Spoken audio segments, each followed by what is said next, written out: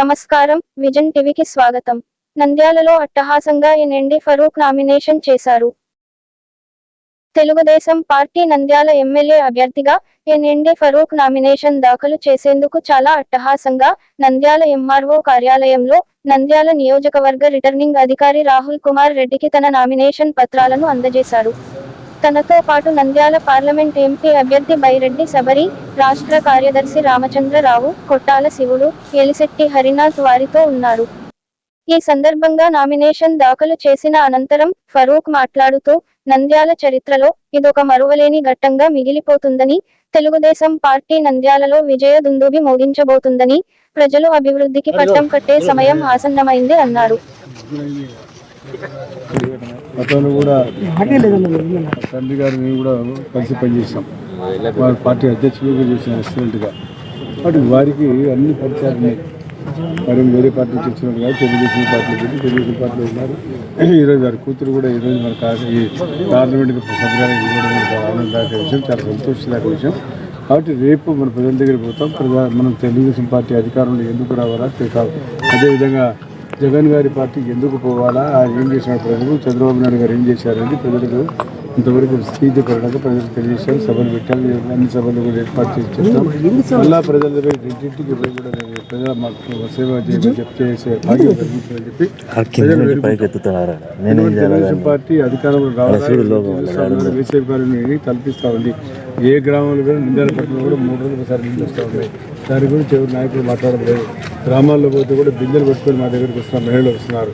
చాలా ఇప్పుడు నేను వచ్చిన తర్వాత కూడా చెప్పాడు సార్, వ్యవసాయాలు కూడా నీళ్ళు ఇవ్వండి సార్ ఏదంటే రావడానికి నీళ్ళు పరిస్థితి వస్తుంది. ఇప్పుడు దాని గురించి ప్రభుత్వం ఎక్కడ పట్టించుకోలేదు, దాని గురించి ఎక్కడ మాట్లాడలేదు. ముఖ్యమంత్రి గారు ఆయన దెబ్బ తగిలి చెప్పి ఆయన చూపించుకొని తిరుగుతా ఉన్నారు. దెబ్బలు అందరికీ తగిలాయి. దెబ్బలు తగిలినంతా చూసి కంకర రాయి తగిలితే దెబ్బ తగిలితే తెలుసుకోవాలి. నాకు ఇంకంతకన్నా పెద్ద రాయి తగిలింది. కానీ షో చేయడం అనేది మంచిది కాదు. ప్రజల్లో దాన్ని చూసి ఓట్ చేస్తారనేది చాలా తప్పు పడతారు ముఖ్యమంత్రి గారు. ఏం చేసినాడని సాధించినాడని చెప్పారు. కంకర్రాయి బండలో పోతా ఉంటే జారి పడతారు. అది అద్దాలు కూడా పనిచేస్తారు. అది ముఖ్యమంత్రి గారు ప్రజాసేవ చేయడానికి అనర్హుడిగా ప్రజలు ఆయన ఏ కార్యక్రమం కూడా చేయలేదు. కాబట్టి ప్రజలు ఆయన బుద్ధి చెప్తున్నారు. అన్ని సర్వేలు కూడా భారతదేశం ఇప్పటికీ ఆజాదీలో జరిగితే దాదాపుగా 15 ఇద్దరు కూడా పార్లమెంట్ సభ్యులు గెలుస్తారు. అదేవిధంగా అసెంబ్లీ స్థానాలు కూడా దాదాపు 124 నుంచి దాదాపుగా 134 గెలుస్తారు. యాదంతుడే రేపటి దినం పోతే స్వీప్ అయిపోతుంది. వాటి ప్రజలు తెలుసుకుంటున్నారు ఎందుకు కావాలా. ఇప్పుడు నిన్నగాక మొన్న శిల్పా మోహన్ రెడ్డి గారు ఒక ఇల్లు పెట్టారు. ఫరూక్ గారు అమ్మనీయుడు తెలుగుదేశం పేరు రాయాలి కాదు, తెలుగుదేశం వాళ్ళు అమ్మనీయుడు ఇవే చూద్దాం. కలెక్టర్ గారు ఫోన్ చేశారు, సార్ ఇప్పుడు చూద్దాము ప్రజలు అబద్ధాలు టీవీలన్నీ తీసాయి, మీరు మళ్ళీ తీసినారు.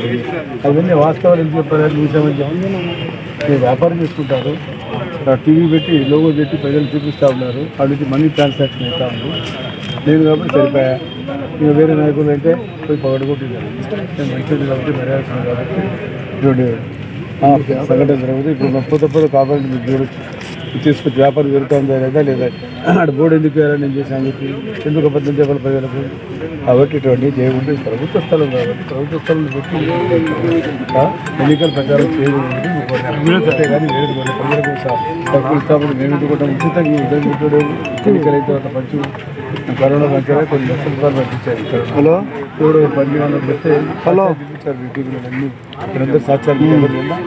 కాబట్టి ఇవన్నీ పనికిరావు. ప్రజల దగ్గర పోవాలి. ప్రజలకు మనం పెట్టేవలసిన కార్యక్రమాలు చాలా ఉన్నాయి. మొదటి డ్రింకింగ్ వాటర్ చాలా సీరియస్ సమస్య ఉంది. దాన్ని ఏ రకంగా అధిగమించాలని చెప్పి తెలుగుదేశం పార్టీ కూడా ఆలోచిస్తాము. కరెంటు కోతలకి చెప్పడానికి వీలైనది ఎప్పుడు ఇబ్బంది అయిపోతుంది. గ్రామాల్లో కరెంటు కూడా పరిస్థితి. ఇవన్నీ ప్రజల దృష్టికి తీసుకుపోయి ప్రజలు ఆకర్షించడానికి ప్రయత్నం చేస్తాం. తప్పకుండా ప్రజలు కూడా అనుభవిస్తూ ఉన్నారు. వచ్చిన తర్వాత చాలా అనుభవిస్తున్నారు, చాలా కష్టాలు అనుభవిస్తున్నారు. కాబట్టి ఎందుకు తెలుగుదేశం పార్టీ రావాలని ఇద్దరం కూడా ప్రజలకు తెలియజేస్తాం. కాబట్టి మీ అందరి సహకారం కూడా కావాలి. మీడియా కూడా కొంత మీడియాలో రావడం లేదు. ఎంత చెప్పిన నేషనల్ మీడియా అంటే ఉరికే రావడం లేదు. కాబట్టి మీడియా వాళ్ళు కూడా దీన్ని బాగా ఫోకస్ చేయాలని చెప్పి మీ మీడియా వాళ్ళ ఆశీస్సులు కూడా కావడం. మీరు కూడా దీన్ని ప్రసాదించుకోవాలి. కార్యక్రమాన్ని కానీ చేపట్టే కార్యక్రమం కానీ దాని కూడా మీరు బాగా ఫోకస్ చేయాలి.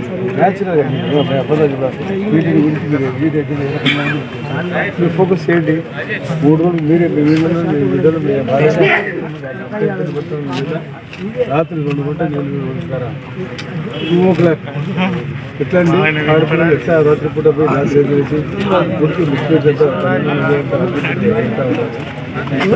ఆడబిడ్డలపై 2 గంటలు దీని గురించి మొదటి ప్లానింగ్ అయితే లేదు. జనవరి నుంచి చెప్తా ఉన్నారు. చాలా సీరియస్ ప్రాబ్లం ఉంది డ్రింకింగ్ వాటర్ అని చెప్పి. కాబట్టి ఈ విషయాన్ని ప్రజలకు తెలియజేస్తాం. గతంలో మనం వస్తే తప్పకుండా సమస్య ఏర్పాటు చేశారు. 150 ఎకరాల్లో దాని పక్కన ఇంకా పెద్ద చెరువు ఉంది. ఆ 150 ఎకరాలు మిగిలిన 150 ఎకరాలు కూడా తీసుకొచ్చి నంద్యాల భవిష్యత్తులో సంవత్సరానికి ఇంకొక సంవత్సరం రెండు కలిపి 300 ఎకరాల సంవత్సరానికి ఏర్పాటు చేస్తామని చెప్పి అది సంవత్సరానికి చేశాము. అది ఇంకా సాక్షులు మరి తండ్రి గారి సాక్షి దీని వచ్చి 2005 సరే లేరప్పటికి నేను చెప్పము. దీన్ని వచ్చిన తర్వాత ఓపెన్ చేసిందని ఓపెన్ చేయాలి. ముఖ్యమంత్రి గారే ఓపెన్ చేసిన వీడియో ఎందుకు వచ్చి మాట్లాడడం అవసరం ఉంది. కాబట్టి చాలా సంతోషం సహకారం ప్రజల ముందు పోతాం, ప్రజలను అర్థిస్తాం, ప్రజలను ప్రార్థిస్తాం. మేము చేయబోయే కార్యక్రమం కూడా వారు నిర్ణయిస్తామని తెలియజేస్తాం. Thank you.